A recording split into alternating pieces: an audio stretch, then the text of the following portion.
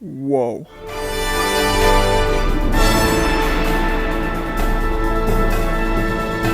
Well, how's it going, everybody? Welcome back to another Obi-Wan Kenobi review. So this time we're here to do a review for episode 3.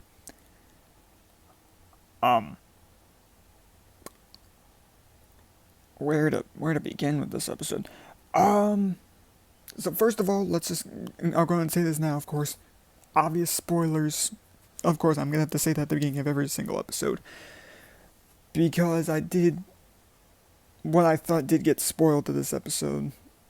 Because there was so thankfully I didn't actually see any clips, but there was a caption of a post, but still it didn't take away from that moment, which we'll get to. But starting off with this episode, so one thing that I can definitely say is that the first half of the episode is definitely not, as in my opinion, as good as the second half. But I do still love the first half in the fact that most of the first half is just Obi-Wan and Leia trying to get to where they need to go. Like, they get to a meeting point, then Obi-Wan you can see how much faith he's lost in people in general, because he's doesn't see anybody and he immediately goes, oh, I knew we shouldn't have trusted him. And then they get escorted by a passing by vehicle, then they have to ride with some stormtroopers, and this moment, you can really see, especially in this moment, the bonds between Obi-Wan and Leia truly strengthen. You can truly see that here, and it's just so, it hit right in the feels, because especially when that moment when Obi-Wan was going, when I look into her eyes, I see her mother. And then a few seconds afterwards, it hit me. It's just oh, he's talking about Padme. The emotions. It was insane. And also, before that, when they're trying to get to their rendezvous point, the fact that we see Obi-Wan is being haunted by visions of Anakin. He looks off and sees somebody in the cloak. I'm like, who's that? Turns around. I'm like, that's Anakin. That's Hayden's Anakin. Oh my god, oh my god, oh my god, oh my god. I was nerding out. It was insane. And then and the first action scene was good. It wasn't, I personally don't think it was bad by any means, but it was also just, it was different. Seeing him use an uncivilized blaster.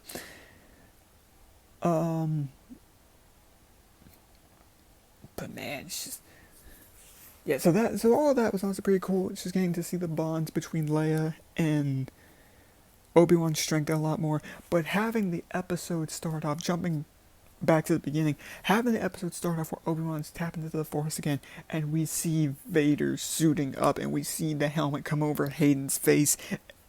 And when we're seeing Vader suiting up, just seeing the Vader's helmet come over his face, I was just sitting there this is everything I want. It was so good. And hearing James, one thing I was sort of iffy on, I was like, okay, is it going to be Hayden's voice coming out of it, or are they going to do James Earl Jones? Because I was like, I hope, because I heard something about them maybe doing Hayden's voice, which I'm like, because in the Revenge of the Sith, I would kind of hope that it would be James Earl Jones, but it was James Earl Jones, and it was so amazing getting to see Vader, just see him again. And we'll get to him later on at the end. But actually, we'll go and get to that now. But the end of the episode, where Obi-Wan and Leia are trying to get away, just alright, we have our plan. Then Obi-Wan looks out, sees all the troopers, and then Vader comes around the corner.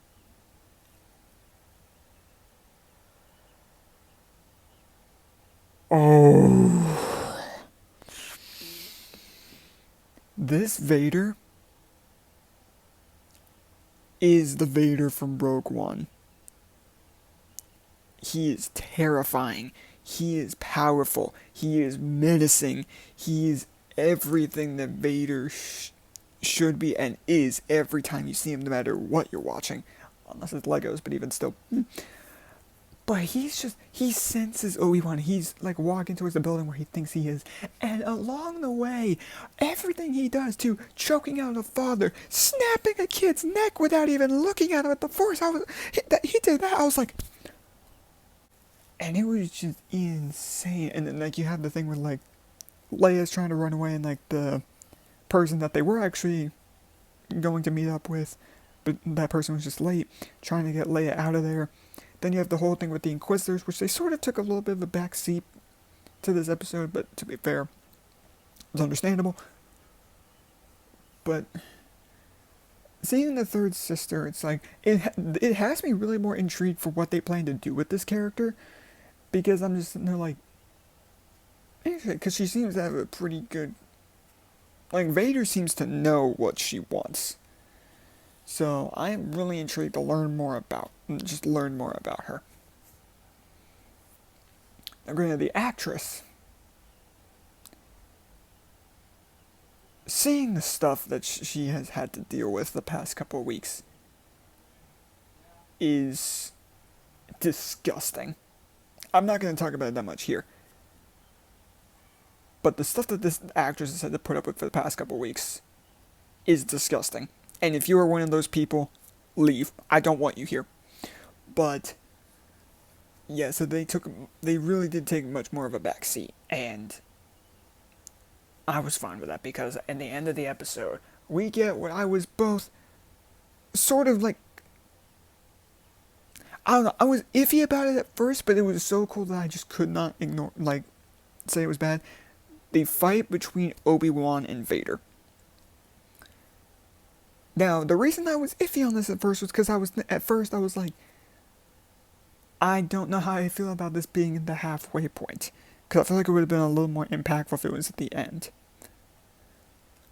But, because the scene was as good as it was, I was like, I don't care. It's Obi-Wan and Vader fighting each other. And what honestly has me a little okay with it, and a good thing, a valid point that somebody brought up to me that was like, okay, that's a valid point, and I'm actually happy that Obi-Wan isn't doing that. Not every big thing needs to be in the final episode. Because look at all the other Disney Plus shows, and most of the big moments, like the massive, like, jaw-dropping moments, were in the final episode. Mandalorian Season 2, when Luke shows up, that was in that finale. Falcon and the Winter Soldier, he gets his Captain America outfit in that final episode. Scarlet Witch, WandaVision, Wanda gets her like Scarlet Witch outfit in that final episode. So, because that seemed to have been like a really big like trend recently with recent Disney Plus shows, when that was brought up to me, I was like, okay, you know what? I appreciate that change. I personally wouldn't have minded it if it was in the final episode.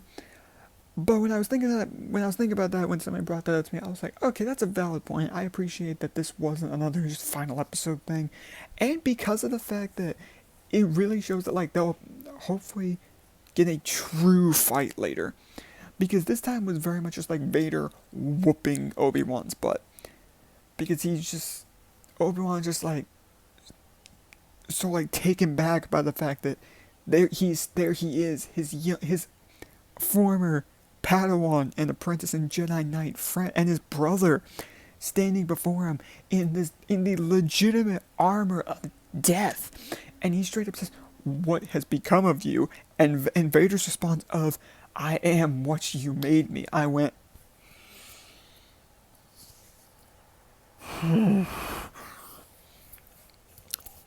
oh, it's the chills. Oh, so cool. And just like seeing, because again, Obi-Wan's ruined that experience in the Force in terms of how long he had cut himself off from it. So he's like, I'm hoping that like we get another fight towards like the end of the show with like the final episode where Obi-Wan is like truly experienced back in the Force, like he's reconnected and like truly ready for a fight. And I feel like if they give me that, then that'll be great. But also at the end of this fight, I was like, because he is holding Obi-Wan up, spills something, I couldn't tell exactly what it was, lights it on fire! And just pulls Obi-Wan into it. I was like, what the heck is happening? And I was sitting there like, holy smokes. And then he gets rid of it, and then the friend who was helping them earlier, like the person they was originally supposed to meet, who was a friend of the guy from episode 2, who was, I did not bring up because he was in Eternals, and he was in a bunch of other stuff, yeah, but I know him recently from Eternals. I mean, it was cool seeing him, but anyways. Oh man, and then seeing the third Inquisitor has Leia again, I was like, okay, I'd figured so, but oh man, this episode, it was